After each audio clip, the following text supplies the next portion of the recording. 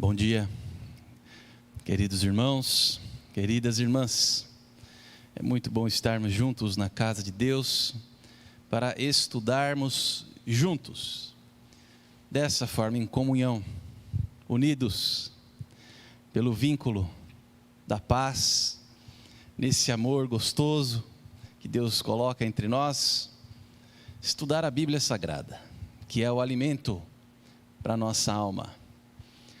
Os nossos irmãos que estão na classe de integração terão agora o seu momento especial. O reverendo Saulo já está preparado e alguns presbíteros hoje também estarão juntamente dos nossos irmãos fazendo este último exame dos nossos catecúmenos. E hoje à noite, com a graça de Deus, nós teremos profissões de fé, batismo, e celebraremos juntos a Santa Ceia do Senhor também, com estes irmãos que se achegaram, que já fazem parte da nossa comunidade e que estão então confirmando a sua presença bendita entre nós. Eles vão ficar numa sala ali acima do auditório.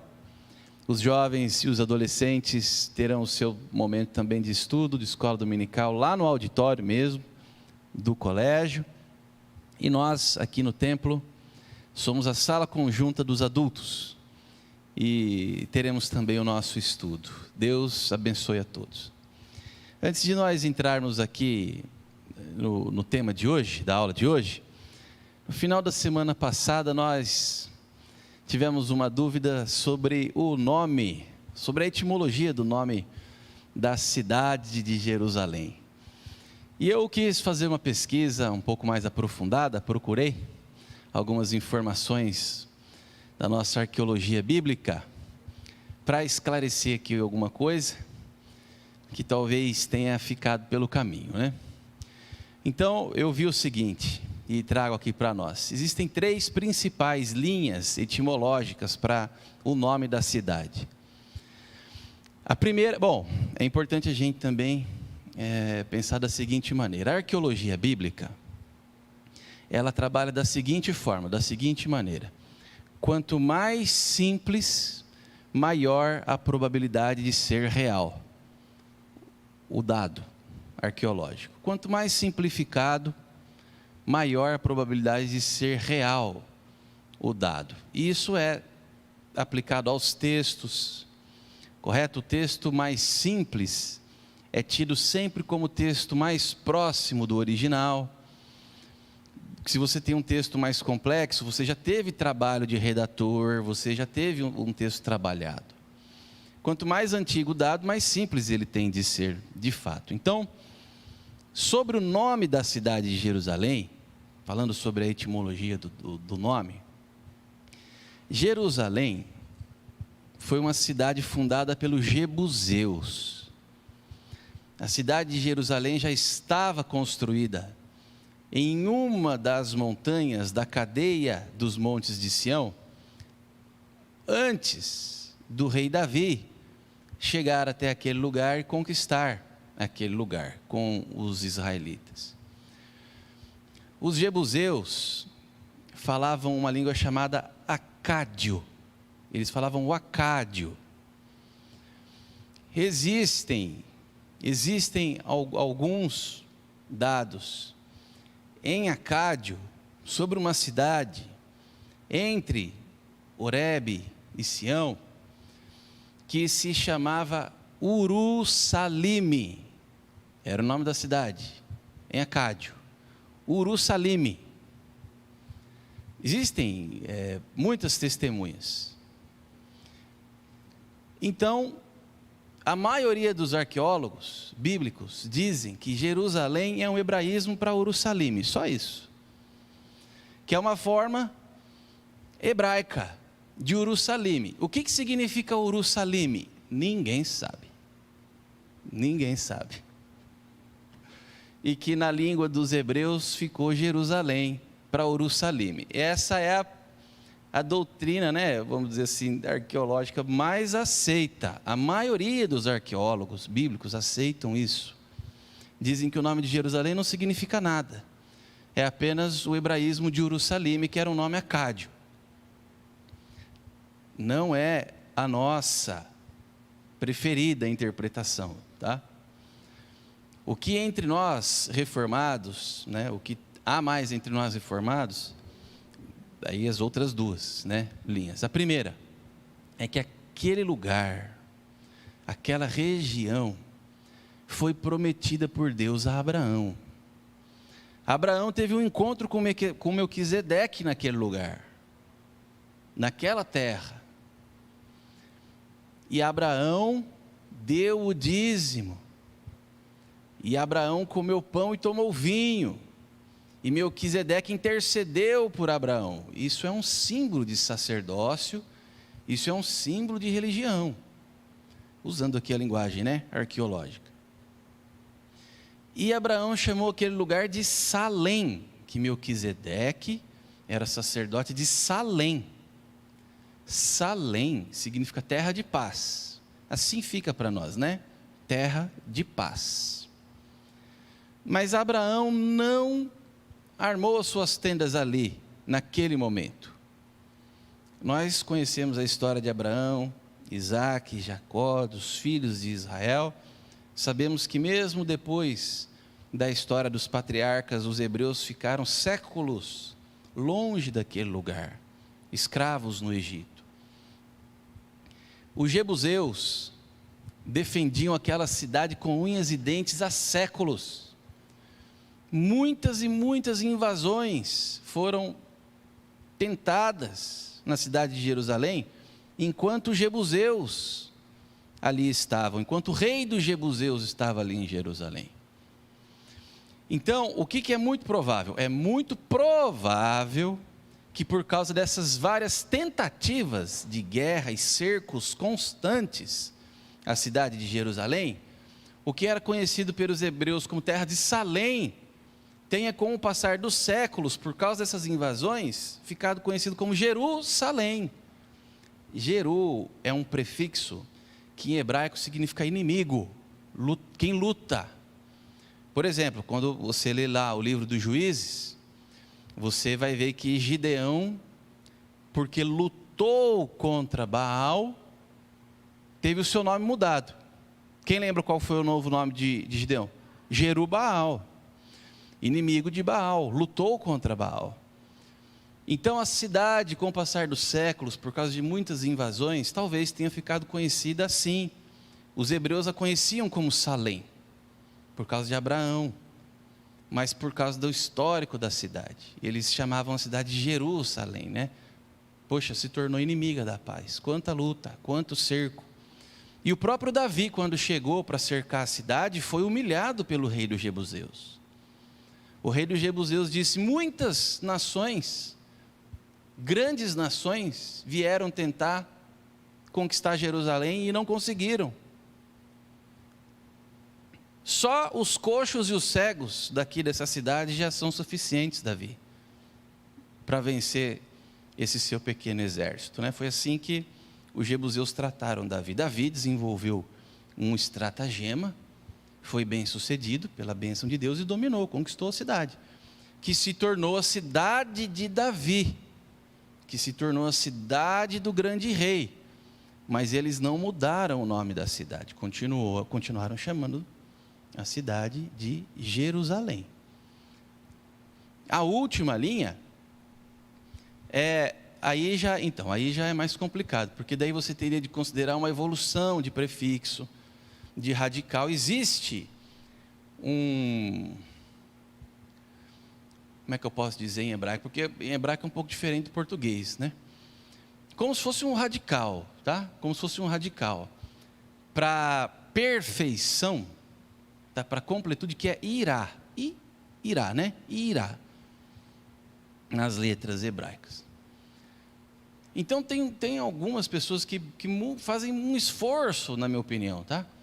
Para dizer que o Ieru da cidade não vem do Jeru, que é inimigo, que é o que luta, para dizer que o Ieru, que vem de Jerusalém, vem do Irá.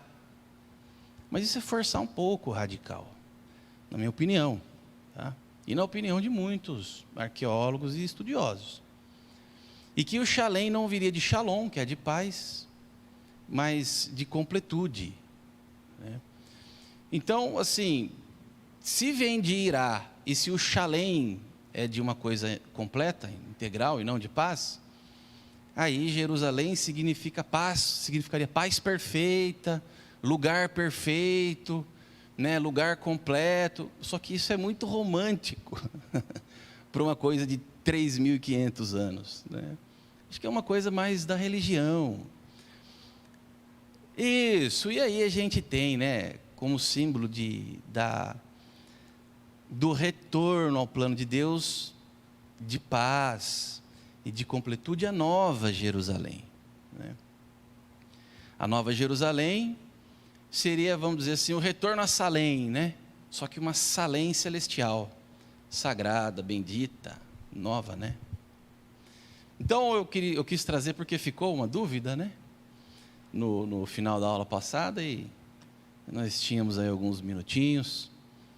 E seja como for, meus queridos, né? Nos aguarda uma cidade nova, muito diferente dessa que está aí. Olha, eu entendo, nós oramos pela paz de Jerusalém, amamos Jerusalém, mas eu digo para vocês, meus queridos, quando é que Jerusalém teve paz? Quando é? Quando é que Jerusalém teve paz? Por mais que nós sejamos românticos, por mais que nós queiramos admirá-la, e sim, né, temos um carinho especial, oramos, né? Mas Jerusalém nunca teve paz, nunca. Um pastor amigo nosso que organizou uma caravana para Israel, acho que se não me engano em 2016, contou uma história para nós. Ele disse o seguinte, que eles estavam em Jerusalém, e eles entraram numa igreja lá em Jerusalém. Eles perceberam que metade da igreja era um tom azulado, né? E tinha como se fosse um ladrilho dourado assim, dividindo a igreja ao meio, o outro lado do piso assim da igreja era um carmesim. E tinham duas pessoas varrendo a igreja, cada uma varrendo um lado, e ele percebeu logo de cara que um não passava para o lado do outro, né?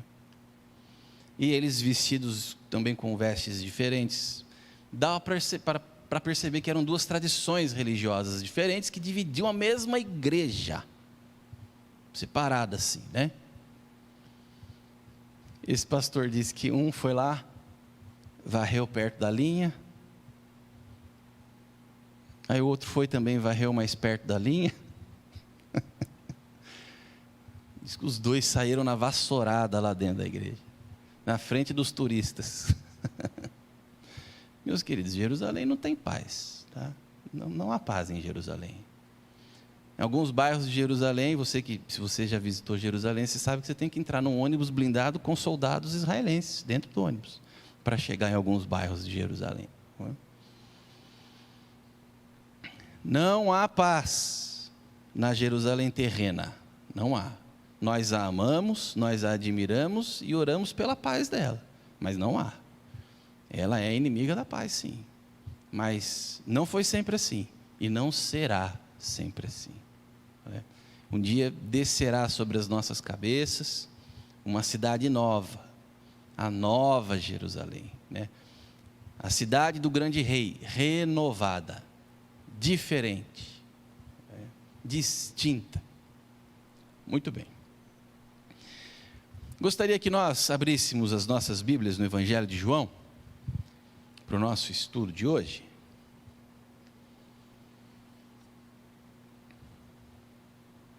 A pessoa do Espírito Santo, preciosíssima, caríssima a nós, tão importante, nos é apresentada pela Escritura Sagrada de formas muito variadas. Por exemplo, os evangelhos nos apresentam, os evangelhos sinóticos, Mateus, Marcos e Lucas, nos apresentam o Espírito Santo de forma intensa, associando o Espírito Santo com o fogo, com algo arrebatador. O livro de Atos também nos mostra o derramamento do Espírito Santo dessa forma dinâmica, mostrando que o Espírito Santo ele traz poder, nos dá autoridade para cumprir um chamamento, uma missão. Os livros do Antigo Testamento nos mostram também uma vasta ação do Espírito Santo, através dos reis, dos profetas, dos sacerdotes, e ações diversas. E o Evangelho de João tem uma ênfase diferente ainda. O Evangelho de João fala do Espírito Santo para nós como alguém presente para consolar, o Paráclito, um suporte, aquele que está presente na guerra e toma o ferido pelos ombros e o carrega, o Consolador. E também o Evangelho de João liga a pessoa do Espírito Santo com a água. A água e o fogo, nesse sentido do Espírito Santo, são complementares, meus queridos, tá? As duas ênfases servem para nos dizer a mesma coisa: purificação. A água, inclusive, ainda hoje, no nosso meio cristão, é símbolo de purificação. Quando nós batizamos com a água, isso é um sinal visível de uma graça invisível, que já aconteceu. O cristão foi lavado, foi limpo, foi purificado pelo Espírito Santo. E o símbolo disso é a água, ou sobre a cabeça, ou as igrejas cristãs que batizam por imersão, né, quando o cristão desce as águas e volta lavado. Só aqui, né, abrindo parênteses, tanto um quanto o outro ritual de batismo são válidos e aceitos, e não há problema nenhum, tá?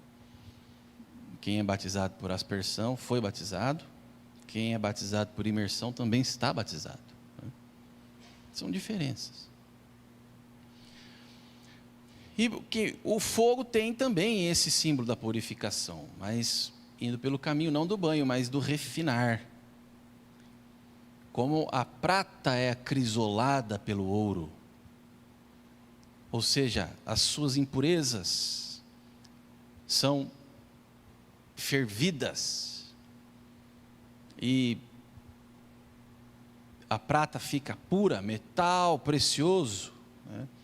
Assim como o ouro é depurado pelo fogo e suas impurezas se vão, e nós temos metal precioso, refinado, assim o Espírito Santo também nos batiza com o fogo, nesse sentido, tá?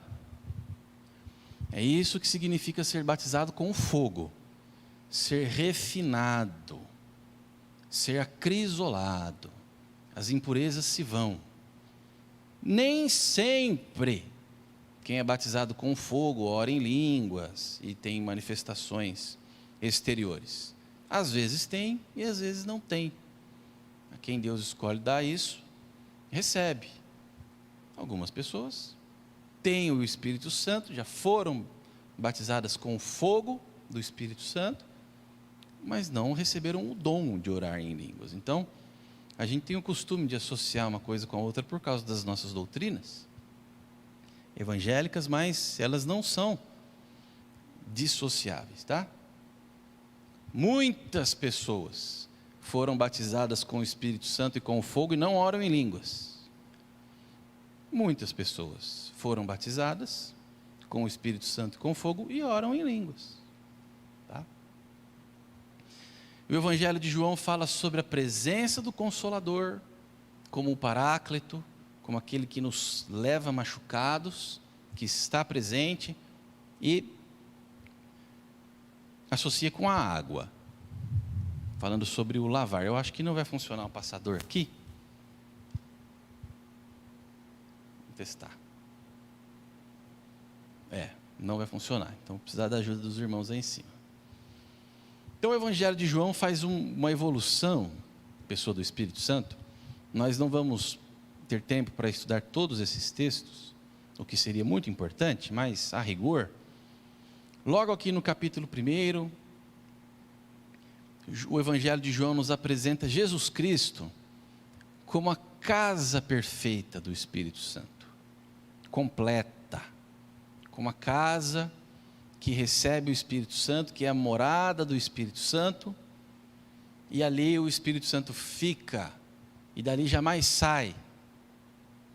Porque lembrem-se, que nós temos alguns textos da Bíblia que nos falam sobre pessoas que receberam o Espírito Santo, e o Espírito Santo se retirou delas. Saul, por exemplo. O presbítero Marcos Vinícius leu aqui o texto. Fundamental para essa realidade antiga, da antiga aliança, né? De que o Espírito Santo poderia deixar a pessoa ungida, né? Se fosse desobediente, se fosse rebelde. Um rei rebelde não tinha a presença do Espírito Santo sobre ele. Tinha um título apenas. Então Jesus é a casa perfeita do Santo Espírito. O batismo de Jesus nos evangelhos servem para nos mostrar isso,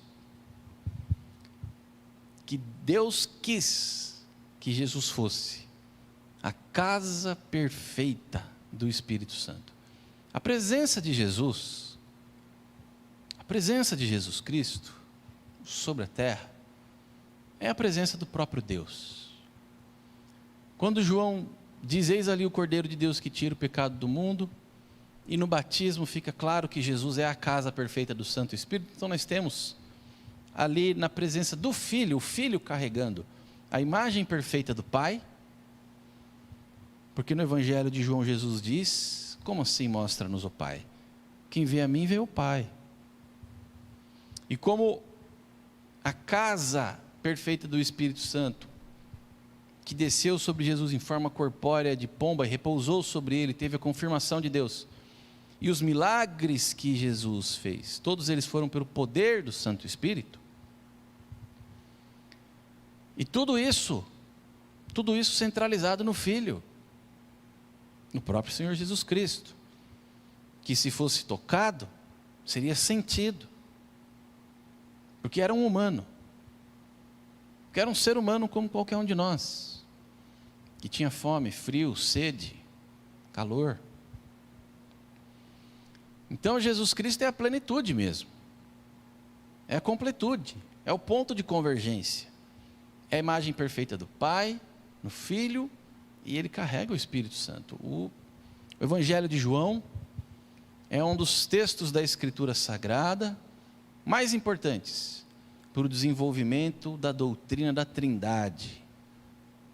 Doutrina da Trindade que não era unanimidade já logo no primeiro século, apenas depois do século III, do século IV, é que importantes textos sobre a doutrina da Trindade passaram a existir no meio cristão. Mas o Evangelho de João é especial para refletirmos sobre a doutrina da Trindade. Você vê de Gênesis a Apocalipse, mas aqui em João é especialmente óbvia essa doutrina, né? O nosso Deus é o Deus Pai, o Deus Filho, o Deus Espírito Santo, e sobre isso não há dúvidas. E a terceira pessoa da Trindade, então, entre nós, conosco, né? Tem, primeiramente, no Evangelho de João, como objetivo nos convencer do pecado, da justiça e do juízo. Esse convencimento é interno e é regenerador. Ninguém, sem ser tocado pelo Espírito Santo, é salvo. Ninguém. Por isso muitas pessoas leem a Bíblia de ponta a ponta. Eu lembro uma vez de uma entrevista do Jô Soares, ele entrevistou lá uma pessoa, Ele disse, mas eu já li a Bíblia, né? O Jô Soares dizendo, mas eu já li a Bíblia de ponta a ponta e a vida continua a mesma. Sim, é possível. Porque é apenas pela ação do Santo Espírito que a palavra de Deus, mesmo a santa e boa palavra de Deus, é avivada, vivificada, se torna rema em nós e entre nós. Por isso o apóstolo Paulo diz que não é por erudição, por força, por convencimento humano, por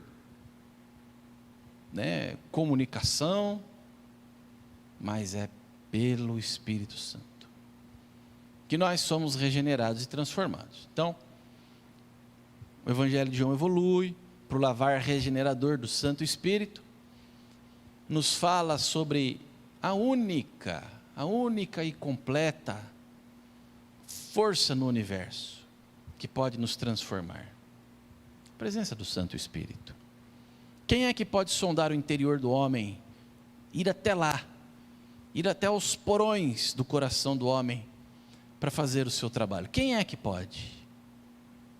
Só o Santo Espírito pode encher o nosso interior, nos regenerar, aplicar a nós todas as benesses espirituais e eternas que Deus tem preparado. Ele é o Santo Espírito, o único no universo, a única pessoa do universo que alcança o interior do ser humano, que trabalha no interior do ser humano. E aí no capítulo 14 de João nós temos palavras que calam tão profundamente sobre a presença desse Espírito Consolador entre nós. E aqui eu gostaria de dar uma ênfase. Pode passar, por favor, Débora? Obrigado, querida. Vamos abrir em João 14, a partir do versículo 16.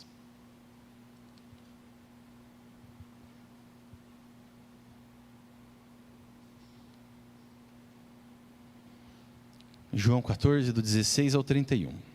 São palavras do Senhor Jesus.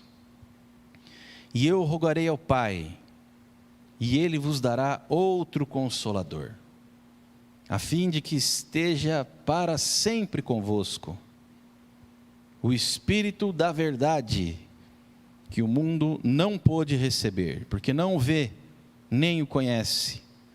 Vós o conheceis, porque Ele habita convosco e estará em vós.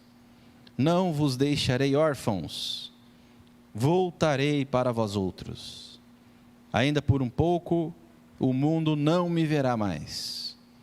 Vós, porém, me vereis, porque eu vivo, vós também vivereis. Naquele dia, vós conhecereis que eu estou em meu Pai, e vós em mim, e eu em vós. Aquele que tem os meus mandamentos e os guarda, esse é o que me ama. E aquele que me ama será amado por meu Pai, e eu também o amarei e me manifestarei a ele. Disse-lhe Judas, não o Iscariotes: de onde procedes, Senhor, que estás para manifestar-te a nós e não ao mundo? Respondeu Jesus: se alguém me ama, guardará a minha palavra, e meu Pai o amará, e viremos para ele e faremos nele morada. Quem não me ama, não guarda as minhas palavras. E a palavra que estáis ouvindo não é minha, mas do Pai que me enviou. Isto vos tenho dito, estando ainda convosco, mas o Consolador, o Espírito Santo, a quem o Pai enviará em meu nome, esse vos ensinará todas as coisas e vos fará lembrar de tudo o que vos tenho dito. Deixo-vos a paz, a minha paz vos dou. Não vou lá dou como a dá o mundo. não se turbe o vosso coração, nem se atemorize. Ouvistes que eu vos disse: vou e volto para junto de vós. Se me amasseis, alegrar-vos-íeis de que eu vá para o Pai, pois o Pai é maior do que eu. Disse-vos agora, antes que aconteça, para que quando acontecer, vós creiais. Já não falarei muito convosco, porque aí vem o príncipe do mundo, e ele nada tem em mim. Contudo, assim procedo, para que o mundo saiba que eu amo o Pai, e que faço como o Pai me ordenou. Levantai-vos, vamos-nos daqui.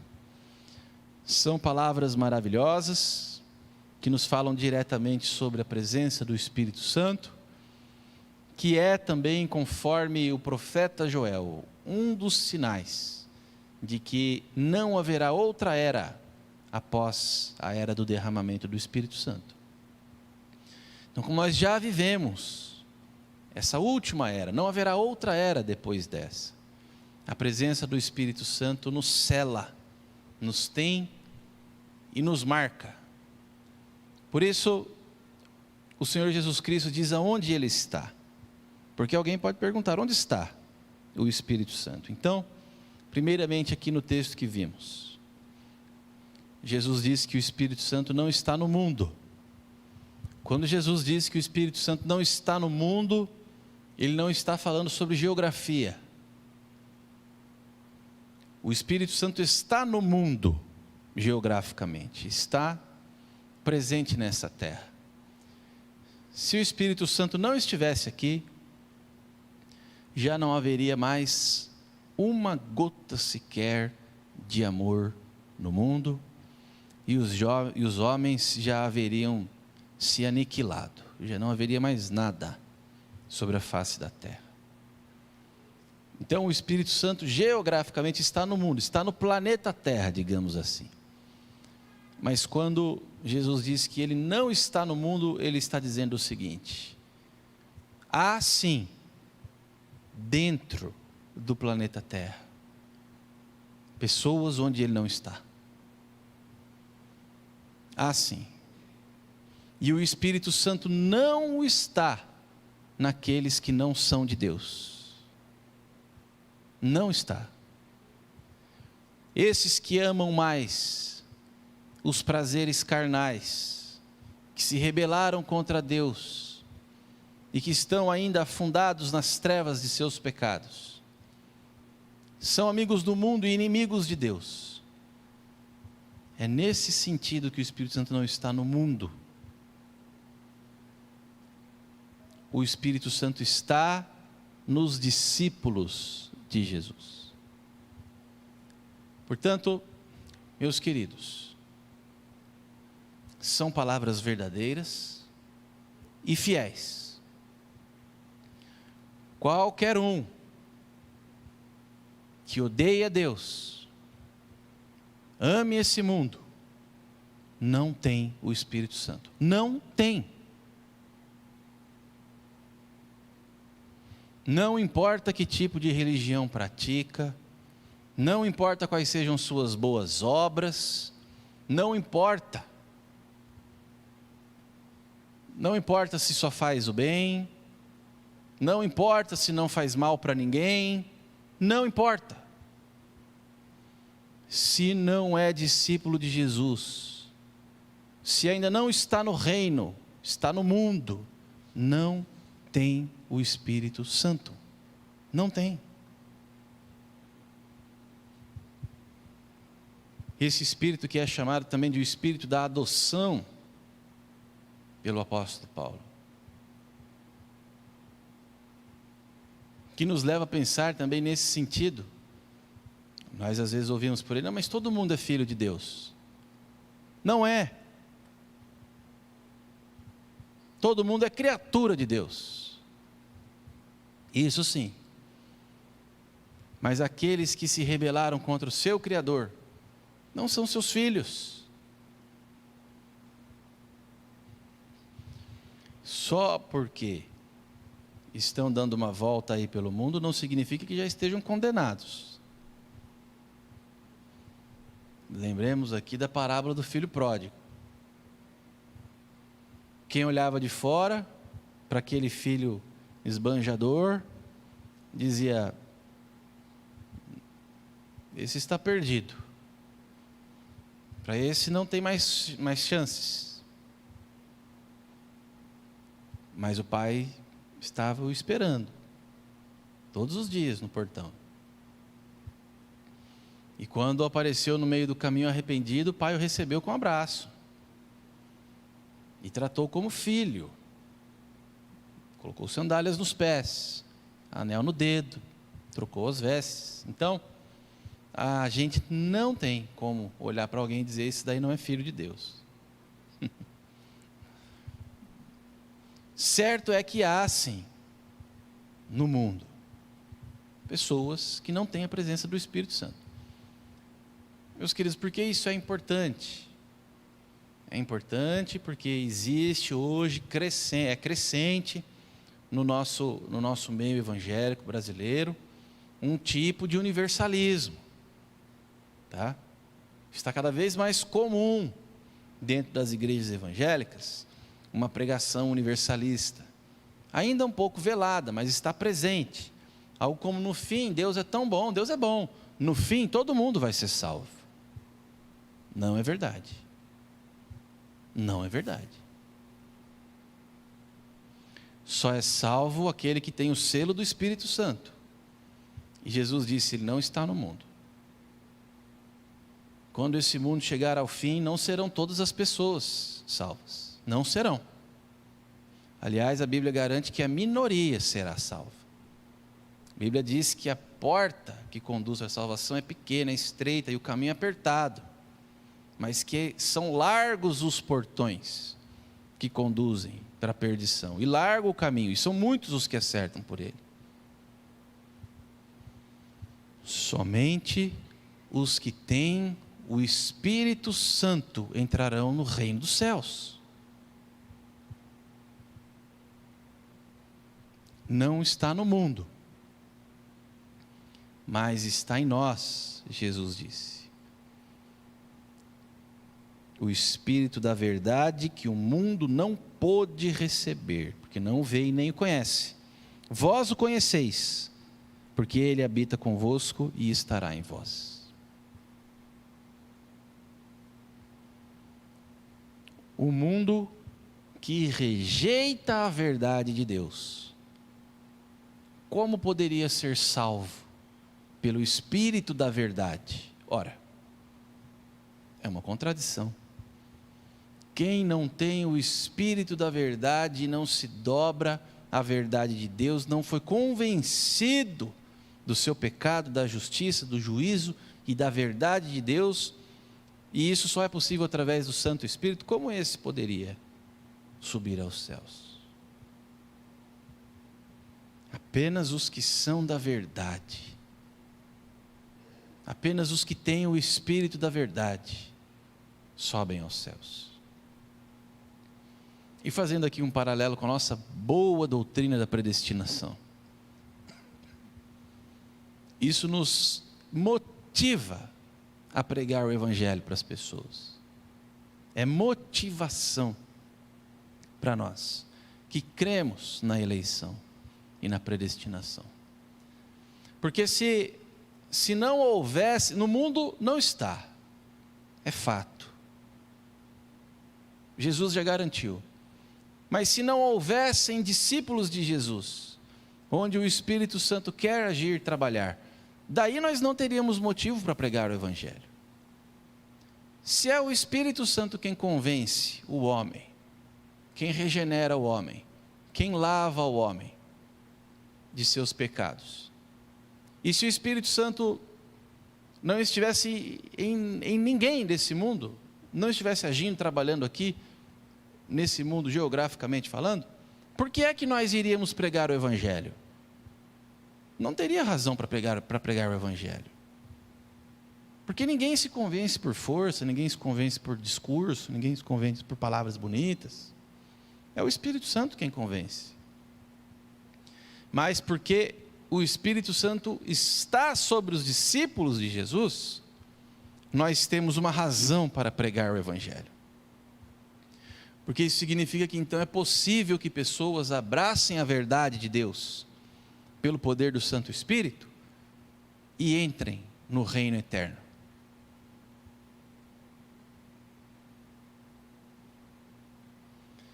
Se no mundo não houvesse a presença do Espírito Santo, seria vã a pregação do Evangelho. Então nós que acreditamos que o Senhor tem os seus filhos, os conhece desde antes da fundação do mundo, né? Nós que somos calvinistas, já que cremos nisso, não temos o direito de dizer para alguém que aquela pessoa não tem chance de entrar no reino de Deus. Não temos esse direito. Já que nós acreditamos na eleição, temos que pregar a todos sim. Porque quem é que conhece cada coração? Nós conhecemos? Não. Quem prega não sabe do coração de quem ouve. Pode ser que seja um dos selados. Então a pregação do Evangelho funciona.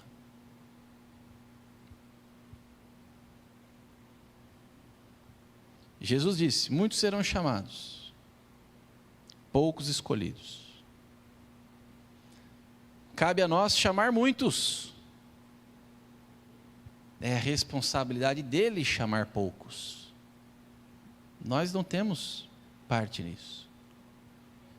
O que nos resta é saber se o Espírito Santo está nos discípulos, e é fato que está, o Espírito da verdade, então nós temos razão para pregar o Evangelho.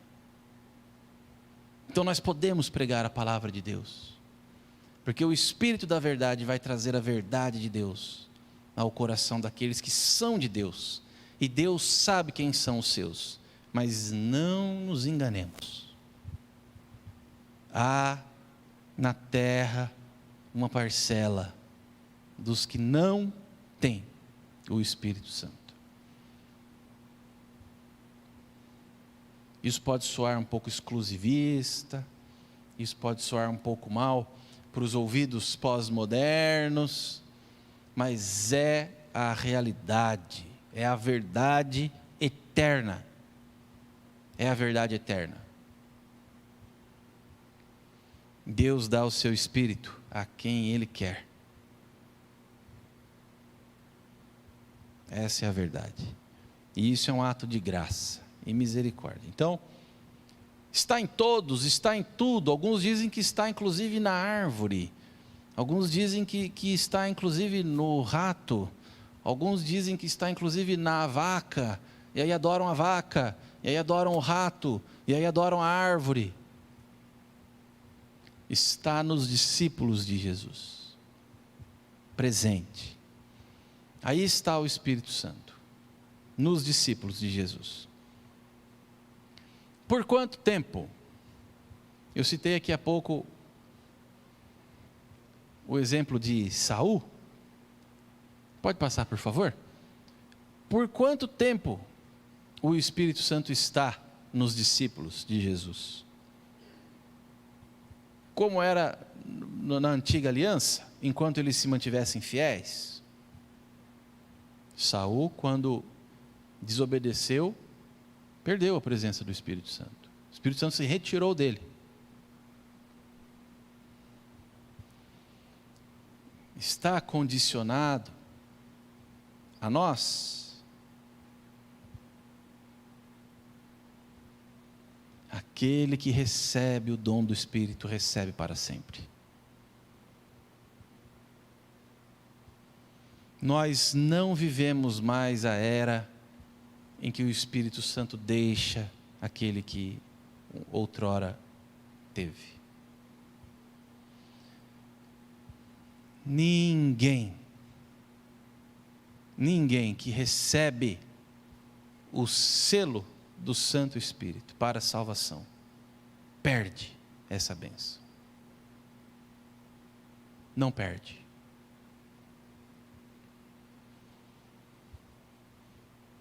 No ensino paulino sobre o Espírito Santo, há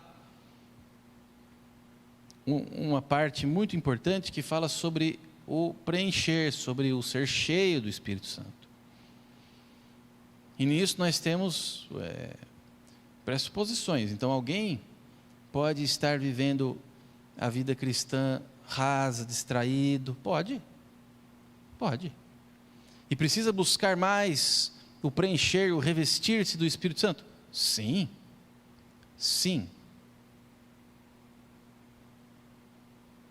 Mas perder a sua salvação, aquele que é de Deus, que tem o selo do Espírito Santo sobre si, que o Espírito da verdade já o convenceu e habitou nele, morou nele, está nele, como Jesus diz.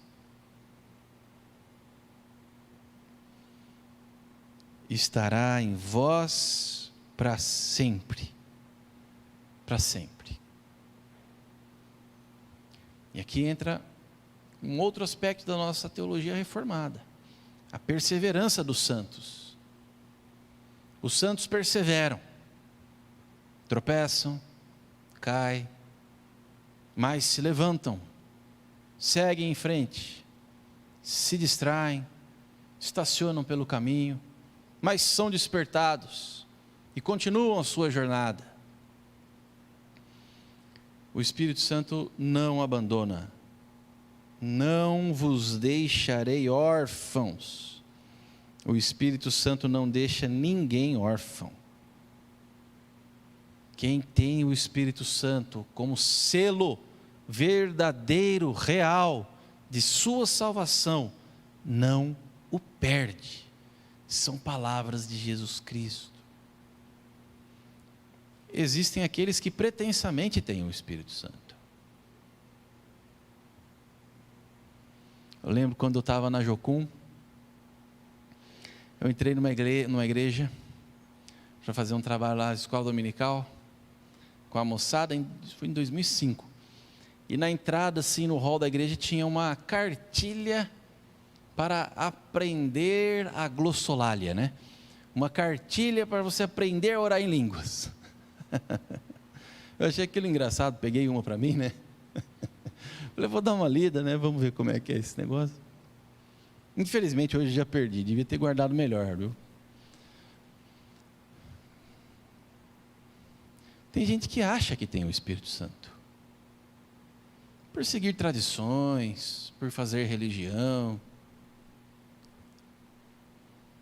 Tem gente que acha que foi selado pelo Espírito Santo, porque o pai é pastor, porque o vô é pastor. Imagina, meu vô é pastor, meu pai é pastor, claro que eu sou salvo, claro que eu tenho o Espírito Santo. O profeta Oséias cita um provérbio, ele diz: não se dirá em Israel este provérbio: nossos pais comeram uvas verdes e embotaram-se os nossos lábios. Ninguém recebe por herança de seu pai ou de sua mãe o selo do Espírito Santo. Cada um é responsável por si diante de Deus e tem de responder pelos seus erros, pelos seus pecados, pela sua condição diante de Deus. O choro sincero do meu pai, da minha mãe, na contrição eficaz do Espírito, não me alcança. Não me alcança.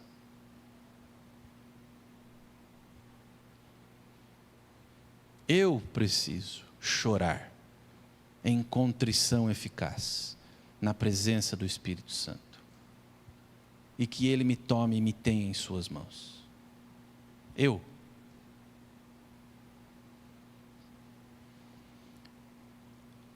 Esse atributo maravilhoso da onipresença de Deus nos é apresentado nessa pessoa maravilhosa do Espírito Santo. Pai está nos céus, Pai nosso que estais nos céus.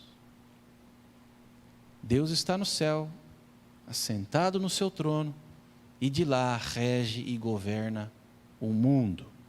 À sua destra está o príncipe da paz, o salvador do mundo, que já está nos céus, que voltou para Deus.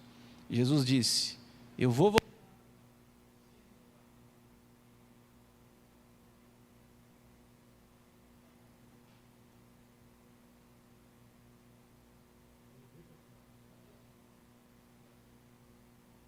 Jesus disse: eu preciso voltar para o Pai, e vocês deveriam se alegrar por causa disso. Vocês deveriam estar alegres. Meus queridos, se Jesus estivesse até hoje sobre a face da terra, né? Humanamente falando, obrigado, Gil. Se Jesus estivesse até hoje sobre a face da terra, andando entre nós, o Verbo encarnado, o Logos encarnado, ele estaria em Israel ainda. Porque a missão dele era vir para os judeus. Mas ele disse: eu vou voltar para o Pai, mas eu vou enviar um outro Consolador, eu não vos deixarei órfãos. Como é que Deus age em nós, seus filhos, em todo tempo e em todo lugar, na sua onipotência, na sua onisciência bendita, na sua onipresença santa. É o Espírito Santo que sopra os quatro cantos do mundo e recolhe para Deus os seus filhos. É o mover e a ação do Santo Espírito. É assim que ele age, que ele trabalha entre nós. E é eterno o seu trabalho. É para sempre. Porque é que Deus nos daria o selo do Espírito Santo? Porque é que Deus nos daria o maior presente do universo? Nos conquistaria dessa forma? Abriria os nossos olhos para ver? Nos daria paz perfeita e completa? A convicção e a certeza da redenção? Tiraria o peso dos nossos pecados de sobre nós? Nos daria consolo, alegria? Encheria o nosso coração de amor, alegria, paz, longanimidade, benignidade, bondade, fidelidade, mansidão, domínio próprio?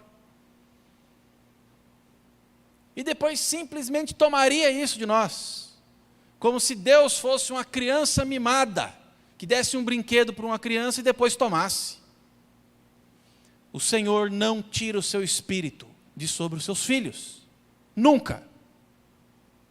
Ninguém perde a sua salvação, ninguém perde a sua salvação. O apóstolo Paulo fala assim para Timóteo: se nós o confessamos diante dos homens, ele nos confessa diante de Deus. E ele vai fazendo esse jogo. Se fazemos, ele faz. Se fazemos, ele faz. Mas quando chega na fidelidade, ele fala: se somos infiéis. E aí o leitor espera que ele vai dizer: Deus também vai ser infiel. Mas se somos infiéis, ele permanece fiel. Porque não pode negar o seu próprio nome. Então, pastor, então eu estou liberado para pecar. Então eu estou liberado para fazer o que eu quiser. Então eu posso viver a minha maneira, tranquilamente, porque não perco a minha salvação, o Espírito Santo está sobre mim. Então, posso fazer o que eu quiser, posso viver do jeito que eu quiser. Experimenta, para ver se você consegue. Se você tem realmente o Espírito Santo. Experimenta.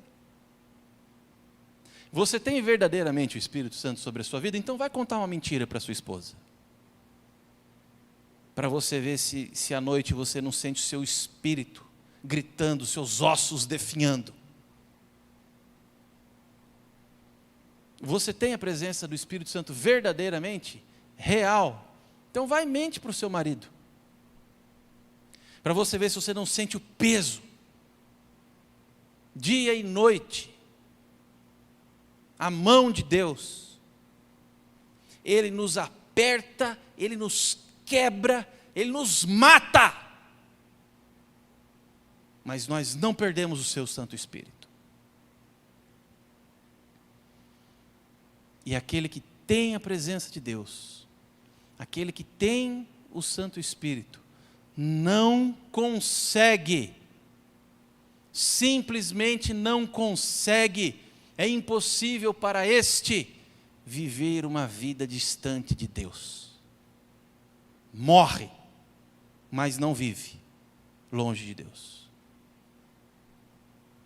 É para sempre. E é uma coisa maravilhosa, porque é para sempre mesmo, né? Quando nós estivermos na eternidade, na comunhão plena com Deus, vendo o Pai face a face, e unidos ao tabernáculo celestial, ali nós ainda estaremos sendo inspirados, amados, mergulhados na presença do Espírito Santo. É para sempre.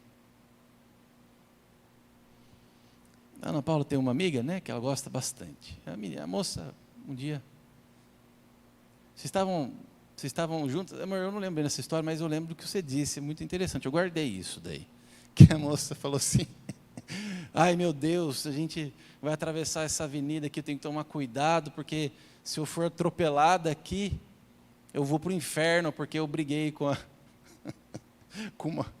não sei, é uma parente, uma irmã, alguma coisa assim, né? Estou brigado com a minha irmã, então se eu atravessar essa rua aqui e morrer, eu vou para o inferno.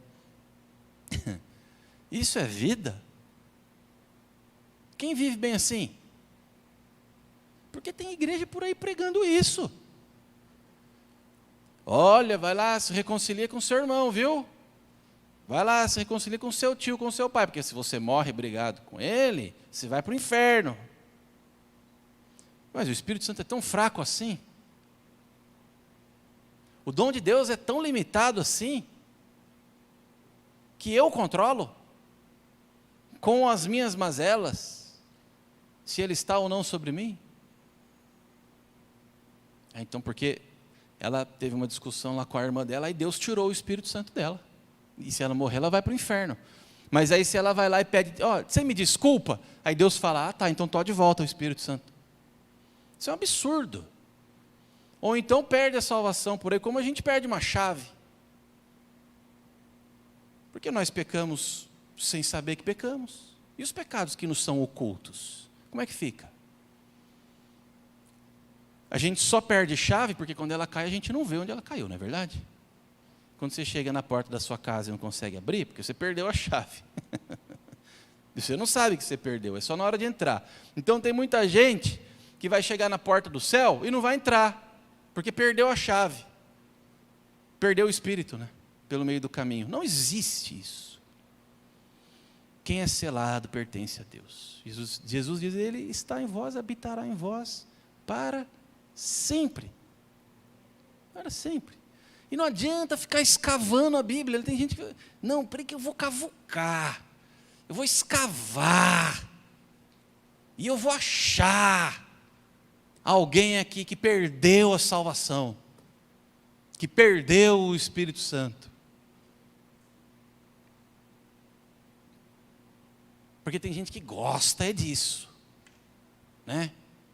É de falar para a gente que é reformado, que vive em paz, que vive na graça. Que a gente tem que perder a nossa paz. Não, vocês têm que perder essa paz aí que vocês têm. Eu já ouvi isso. Não, que tranquilidade é essa aí? O cristão não pode viver tranquilo assim não. Em paz, né? Nessa paz aí, não é essa paz aí que Deus dá não. E a preocupação, você tem que andar preocupado sim, se você não perde. Eu falei assim, meu amigo, você está alucinando. A minha salvação eu não perco. Eu sou do Senhor.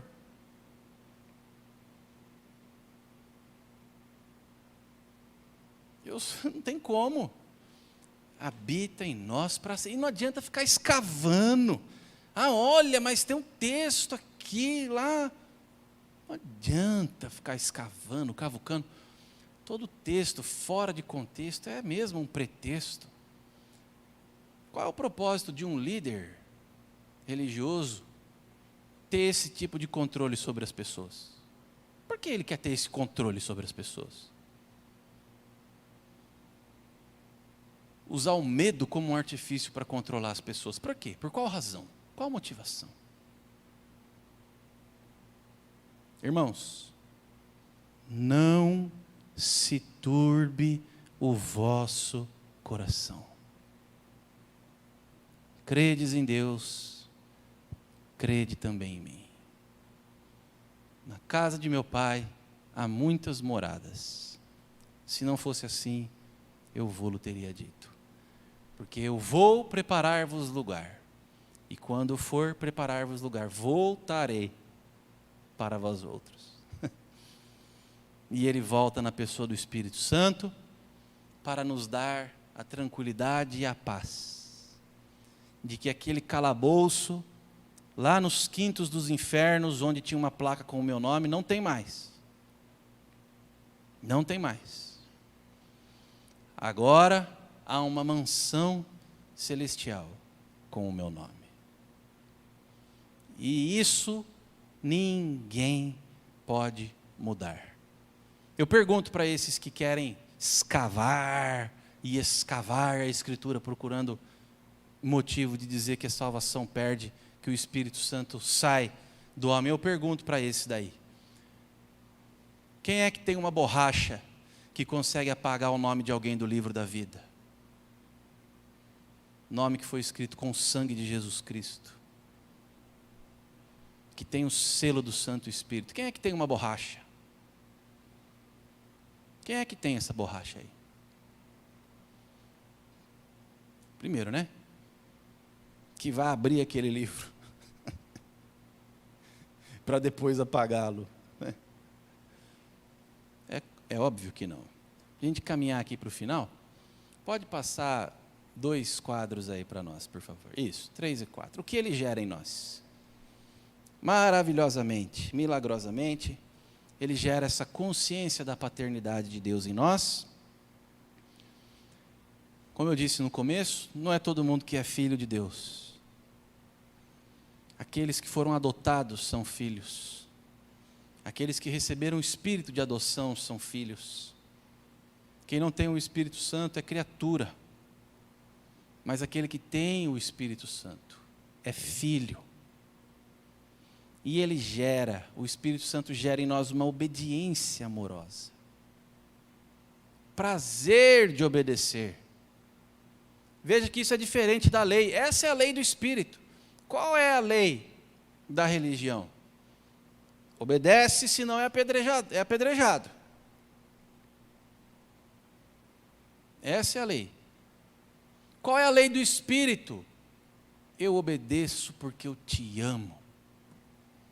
Te obedeço porque te obedecer é o melhor para mim. Te obedeço porque quando te obedeço eu me encontro. Te obedeço porque quando eu guardo os seus mandamentos e os amo e eu obedeço, eu sei que pertenço a ti. Como é gostoso obedecer a Deus. É a lei do Espírito.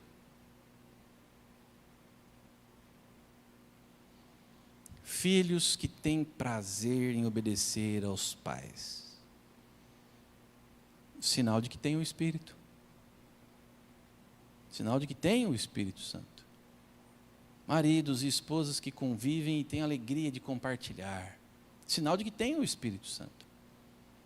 Esse Espírito amoroso, condescendente com o que é bom, de paternidade, de amor, de humildade, de obediência, tudo isso o Espírito Santo gera em nós. E quanto mais cheios dele, mais esses frutos aparecem em nós.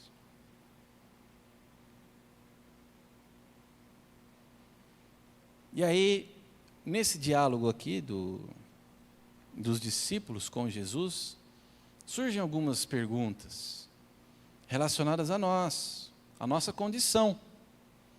A nossa condição humana pode atrapalhar o Espírito Santo? Essa é uma boa pergunta. É uma boa pergunta.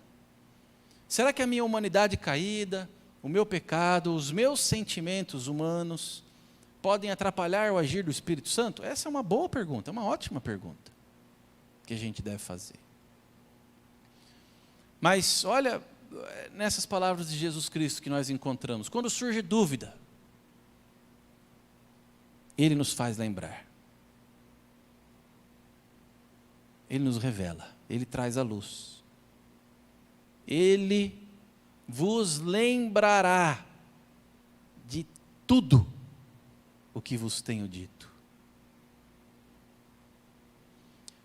Meus queridos, nós que estamos aqui e que temos o Espírito Santo, nenhuma só palavra que Cristo disse nos está encoberta. Nenhuma. O Espírito Santo ensina a você, ensina a mim, diariamente, tudo o que Jesus ensinou. Tudo. Ouvir a voz do Espírito Santo e atendê-la é ouvir a voz de Jesus Cristo e atendê-la.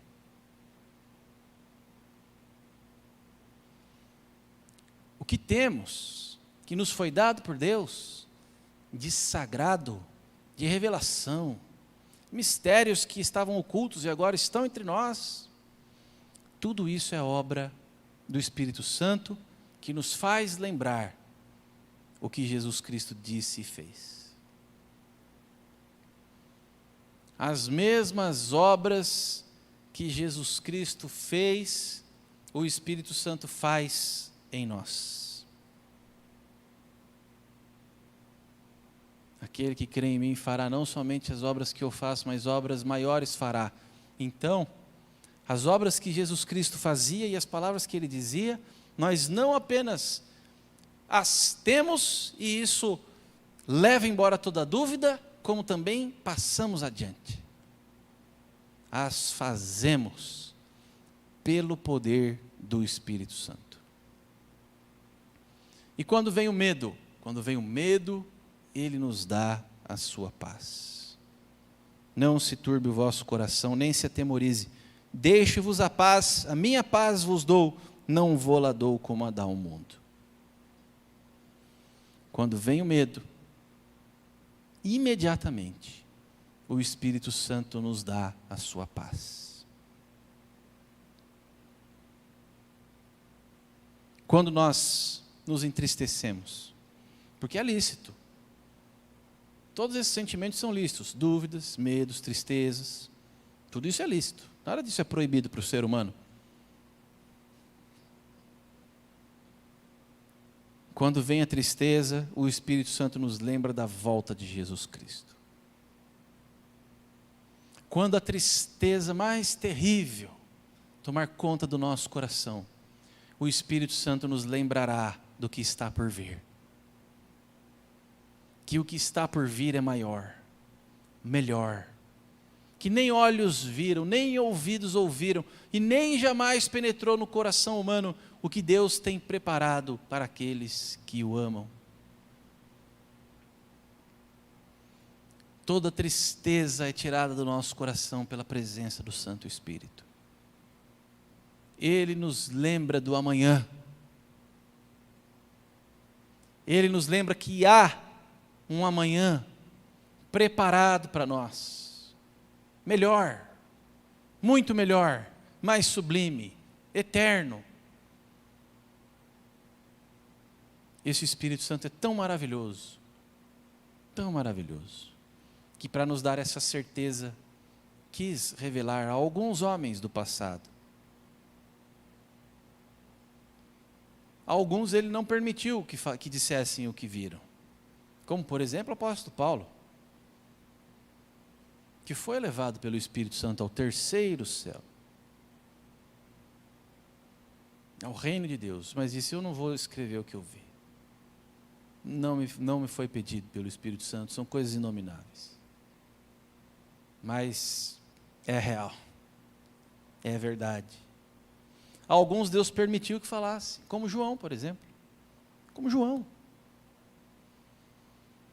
escreve, porque essas palavras são verdadeiras e fiéis. E ele viu. Ele viu os portões de pérolas, ele viu as ruas de ouro, ele viu o tabernáculo montado no céu, viu o trono, viu o mar de cristal, viu a árvore da vida, viu os santos descansando,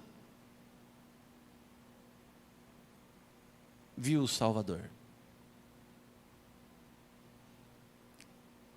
Suas palavras são claríssimas. Ele sentiu o lugar e disse: não existe mais lágrima, não existe choro, não existe tristeza, não existe pranto, não existe dor. E é para lá que nós estamos indo. Então o Espírito Santo não permite que o nosso coração se entristeça até a morte, porque Ele nos lembra que temos um lugar para onde vamos, e esse lugar está nos aguardando, e há festa nesse lugar para nos receber, e nós vamos todos juntos, de mãos dadas. Não deixe a tristeza te dominar, deixe o Espírito Santo tirar esse sentimento e trazer de volta a alegria da sua salvação. Essa é a verdadeira alegria que o Espírito Santo dá. Se algum irmão ou irmã quiser fazer alguma pergunta, participar da aula, por favor, antes de nós orarmos para encerrar. Lembrando aqui que nós vimos algumas características, né, da presença do Consolador entre nós no Evangelho de João. Obviamente, a Escritura toda tem muito mais para nos falar. O Duque é...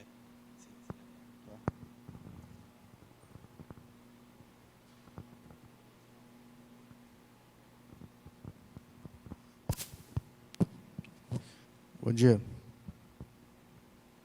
Bom dia, pastor. Só essa questão da teologia da predestinação, né, que nós acreditamos, professamos isso. É importante a gente sempre trazer a memória de que a predestinação traz a ideia de que a salvação não é perdida realmente, né?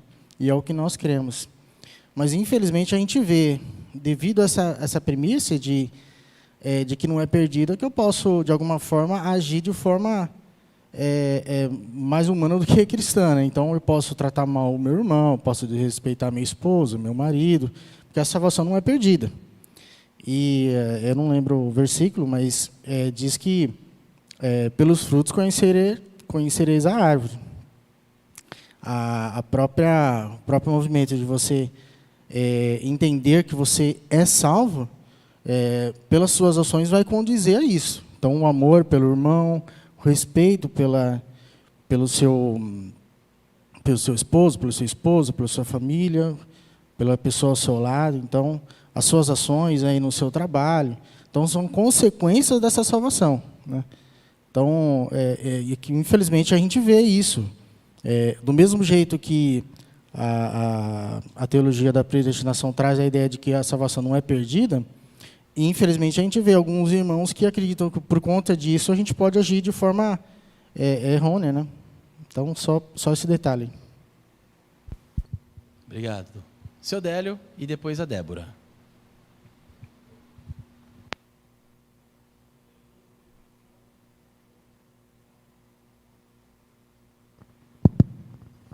Senhor Jesus, permissão, ordene, Pai, meu coração e minha mente, para que eu, dentro do silêncio dos irmãos, que eu tenha a felicidade de expor o que me veio em mente. Meu pastor, meus irmãos, dentro da evolução, da peregrinação evolutiva de Jesus, e dentro da evolução, da peregrinação evolutiva de cada um de nós, pastor, por similitude, eu cheguei a uma conclusão, que Jesus, quando em um campo, viu ele cheio de lírios. E a simplicidade do lírios, ele foi conjecturando e vendo aquela grandeza que nem o banquete de Salomão e a sua sabedoria aproximava daquela grandeza. Aí, pastor e meus irmãos, Eu observando a cada um de nós, por similitude, criando uma comparação seguinte: desde cedo, a gente se prepara, chega aqui no templo, vem a música, vem o cântico, e nós vamos nos refinando, vem as instruções. Daqui um pouco vem o pastor, que com essa técnica, com a sua sabedoria, vai refinando a orquestra, que de uma maneira uníssona, a gente vai numa elevação. Pastor, em um momento eu fechei os olhos e comecei a comparar com Jesus. Meus irmãos, eu senti a nossa igreja, a nossa congregação repleta, e senti o sabor dos aplausos. Parecia ser que naquele momento os anjos estavam orando, os discípulos prestando atenção e Deus aplaudindo. Tal foi a elevação da sua aula. Eu tive esse alcance em assimilação a Jesus. Obrigado a todos. Obrigado, meus irmãos. Que glória isso? a Deus.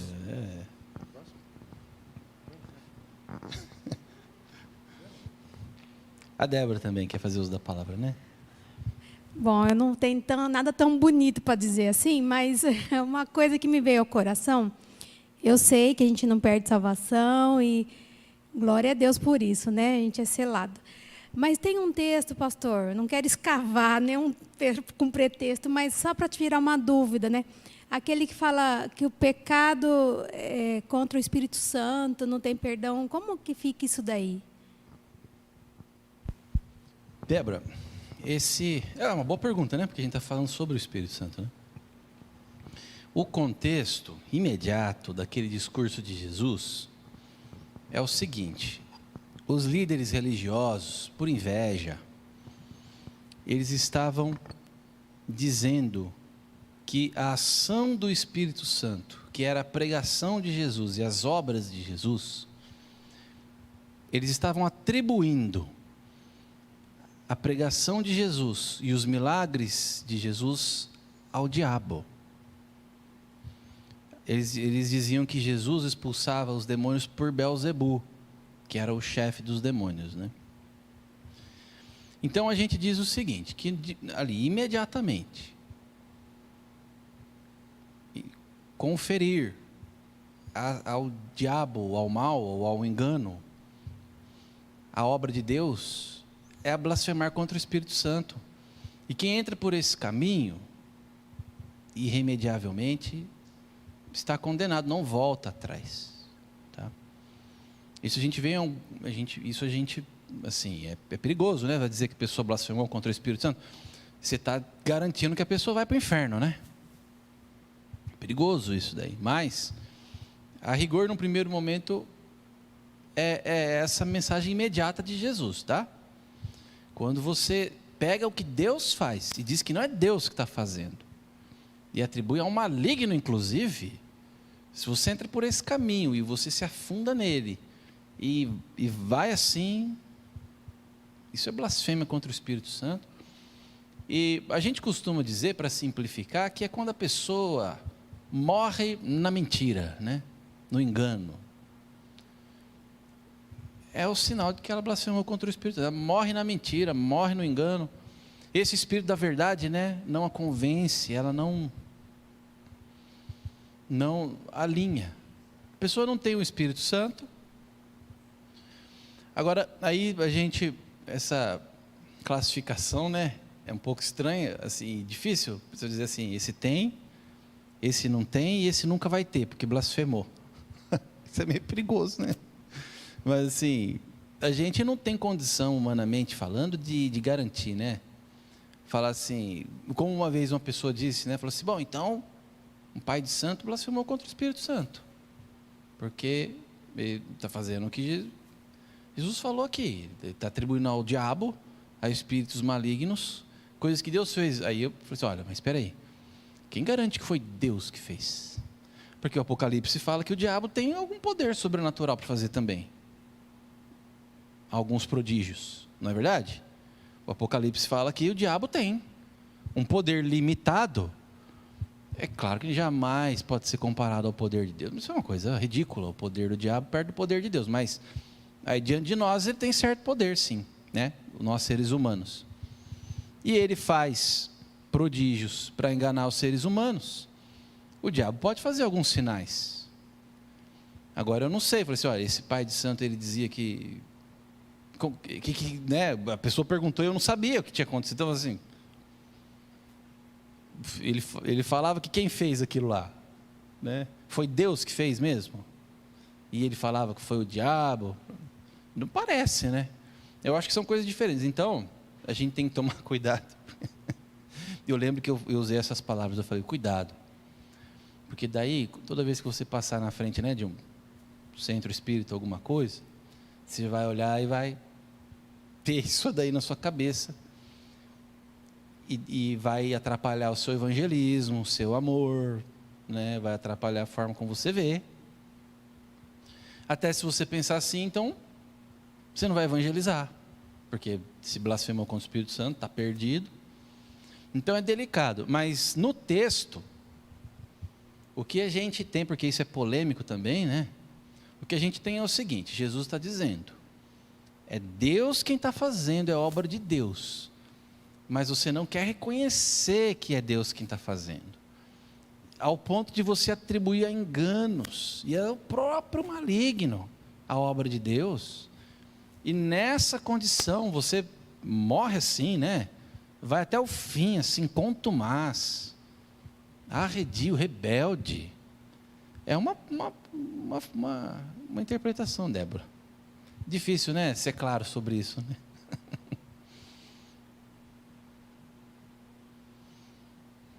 Mais algum irmão ou irmã gostaria de participar, dar a sua contribuição, fazer uma pergunta? Senão nós podemos orar. Deus, vamos nos colocar de pé, então orar, ir para casa, descansar um pouco. Hoje à noite nós temos a Santa Ceia do Senhor. E também temos profissão de fé e batismo. Venha à casa de Deus. Vamos orar. Senhor, muito obrigado pela oportunidade de ler a Escritura e estudá-la. Que o Teu Espírito Santo esteja sempre em nosso coração, nos ensinando todas as coisas e nos dando a tranquilidade do selo eterno da presença do Salvador em nós. Traga-nos de volta à Tua casa mais tarde, para juntamente de outros irmãos louvarmos e agradecermos a Ti por tantas bênçãos. Por Cristo Jesus nosso Senhor. Amém.